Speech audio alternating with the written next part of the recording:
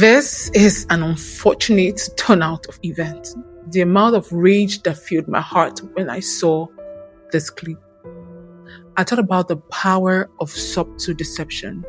Again, this is for the critics that always say you're not the only Christian.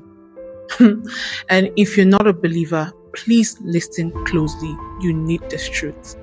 It's high time we stop oversimplifying spiritual warfare.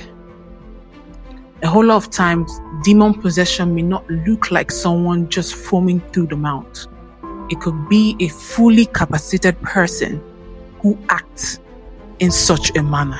I tell you, this possession is usually quiet, highly functional, but very dangerous. I have a theory. Most of the people we encounter in our daily lives are literally operating from a completely hijacked consciousness. Think about it. How would a woman literally melt plastic on a child's body and not feel any iota of pain? How would a woman do that? Where the person decides to rob, defraud, abuse the seat of power, maybe unalive somebody, all of this attitude are driven by a dark spiritual force. The people that do these things are not normal. They are dead to their conscience. And the Bible refers to them as those who have seared conscience. The Bible verse that speaks to this is 1 Timothy chapter 4 verse 2. And it says, "Now the Spirit expressly says that in latter times some will depart from the faith, giving heed to deceiving spirits and doctrines of demons, speaking lies in hypocrisy, having their own conscience seared with a hot iron." The Greek word used in the scripture is called kauterizo, from which we get cauterized.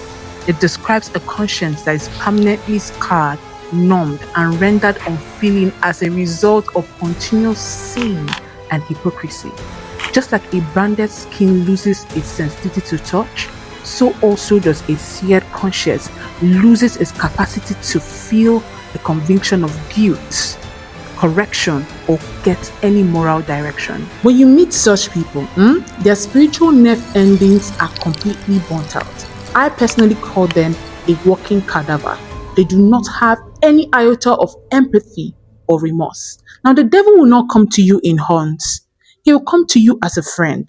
He will come to you as a wife, an intending husband. He will come to you to deceive you. And I have been there where you thought a friend had your best interest in heart. But think about it. Most of the mistakes you made were influenced by the people you trusted the most. If they were not involved in your life, you wouldn't have made such mistakes. So the devil does not come to you directly. He will use men. He will use men. He will promise you so many things just to render you useless. And that was the case in this story. When I say it is high time we stop justifying and regularizing this kind of evil, call people out to their mess. Call people out who are allowing the spirit of the devil run through them. Because when you continue to ascribe and subscribe and accept certain behaviors, these are the outcomes we'll continue to have. I promise you, if we had more people who told their friends and loved ones the truth about themselves, we will have more people delivered.